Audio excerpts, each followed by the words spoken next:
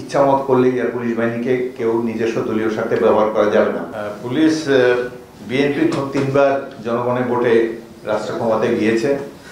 আমার মনে হয় না যে এমন কোনো গুরুতর অপরাধ করেছে পুলিশ বাহিনীকে দিয়ে এমন কর্মকাণ্ড করিয়েছে যার ফলে একেবারে বিশ্বব্যাপী নিন্দার ঝড় হয়েছে, যেটা বর্তমান সরকারের এই বিগত পতিত সরকারের আমলে হয়েছে। এই র্যাব বাহিনীর কর্মকাণ্ড এবং অন্যান্য বাহিনীর কর্মকাণ্ডের ফলে জাতিসংঘ এবং যুক্তরাষ্ট্রের মতো গণতান্ত্রিক দেশের সরকারও আলোড়িত হয়েছে। তবে আমরা যে বিএনপি যদি জনগণ বিএনপিকে রাষ্ট্র পরিচালনার দায়িত্ব দেয়, তাহলে যেসব সুপারিশমালা আমরা করেছি সেগুলো বাস্তবায়নের জন্য আন্তরিকভাবে আমরা চেষ্টা করা হবো। আরেকটি হলো পুলিশকে যে রাজনৈতিকভাবে ব্যবহার করার যে প্রবণতার কথা বলেছেন, আমাদের এই রিপোর্টের মধ্যেই আছে, আমি পড়েছি, হয়তো দ্রুত পড়ার কারণে আপনারা ধরতে পারেননি। আমরা পুলিশের সাথে জনগণের সম্পর্কটা একেবারে অঙ্গাঙ্গী করতে চেয়েছি, যার জন্য এই যে পুলিশ কমিশন, এখন তো দেশে পুলিশ কমিশন নাই, এই পুলিশ কমিশন পুলিশ বাহিনীর কর্মকাণ্ডকে গভীরভাবে ক্লোজলি মনিটর করবে। এর সভাপতি থাকবেন একজন জনপ্রতিনিধি, হয়তো সংসদের স্বরাষ্ট্র বিষয়ক কমিটির চেয়ারম্যান থাকবেন, অথবা সংসদ না থাকলে সুপ্রিম কোর্টের একজন বিচারক এখানে থাকবেন।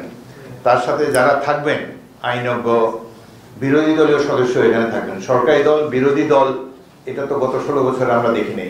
এখন যে যারা পুলিশের কর্মকাণ্ড সম্পর্কে পরামর্শ দিবে বা নিয়ন্ত্রণ করবে বা পুলিশ বাহিনী গুরুতর অন্যায় করলে তার প্রতিবিধান করবে, সেই জন্য যে কমিটিতে যে পুলিশ কমিশন, এখানে কিন্তু সব রাজনৈতিক দলের, সরকার এবং বিরোধী দলের প্রতিনিধিত্ব থাকছে, যার ফলে ইচ্ছামত করলেই আর পুলিশ বাহিনীকে কেউ নিজস্ব দলীয় স্বার্থে ব্যবহার করা যাবে না। এগুলো একটা। তারপরে শুধুমাত্র পুলিশ কমিশন নয়, উপজেলা স্তরেও সেখানে বিরোধী রাজনৈতিক দলের প্রতিনিধি থাকবে এবং সেখানে ইমাম, শিক্ষক, কলেজের প্রিন্সিপাল, নানান ধরনের ব্যক্তিবর্গ অঙ্গাঙ্গীভাবে পুলিশের এই থানার পাশাপাশি তারা কর্মকাণ্ড করবে, পুলিশকে তারা অ্যাডভাইস করবে যে এইভাবে চলে না। এইটাতে আমরা একজন বিশিষ্ট নাগরিককে দিয়েছি, তিনি কলেজের প্রিন্সিপাল হতে পারেন, একজন ইমাম হতে পারেন, একজন বিশিষ্ট আইনজীবী হতে পারে। এটা নির্দিষ্ট করে দেই নাই যে সরকারি দলের একজন এটার চেয়ারম্যান হবে, সেই সুযোগ নাই। অর্থাৎ প্রত্যেকটা স্তরে আমরা বিভিন্ন মতামত, বিভিন্ন মতাদর্শের ব্যক্তিদেরকে সন্নিবেশ করে একটা নিউট্রাল ফোর্স হিসাবে গঠন করতে চাই।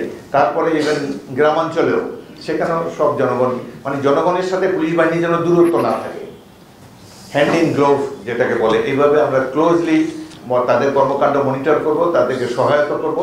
এবং আরেকটি জিনিস হলো এই যে বিপ্লব যেটি হয়ে গেল, এটা ব্যর্থ না হওয়ার জন্য তো আমরা সকল পর্যায়ে চেষ্টা করব এবং জনগণের এই যে এইটার বিপ্লবটা, এই যে আমরা তো 1 মাস আগেও চিন্তা করিনি এত দ্রুত তাদের এরকম পতন হবে। এবং রাজপথে যে জনসমাবেশ, যেভাবে ছাত্র জনতা রাজপথে নেমে এসেছিল, ছাত্রের সাথে ছাত্রের পিতামাতাও নেমে এসেছে, এই ধরনের বিপ্লব আগে তো কখনো হয় নাই বাংলাদেশে। এবং এটার থেকে প্রত্যেকটা রাজনৈতিক দল শিক্ষা গ্রহণ করবে। কেউ আর আওয়ামী লীগ হওয়ার চেষ্টা করবে না, শেখ হাসিনা হওয়ারও চেষ্টা করবে না। সকল রাজনৈতিক দলের শিক্ষা হয়ে গেছে। কোনো রাজনৈতিক দল জনগণ কর্তৃক নির্বাচিত হয়ে যদি সীমা লঙ্ঘন করে, এই দেশের লড়াকু সচেতন জনগণ তার বিরুদ্ধে আবার রাজপথে নেমে তাদেরকে যথাস্থানে প্রতিস্থাপিত করবে। সুতরাং আগের মতো আর সুযোগ নাই।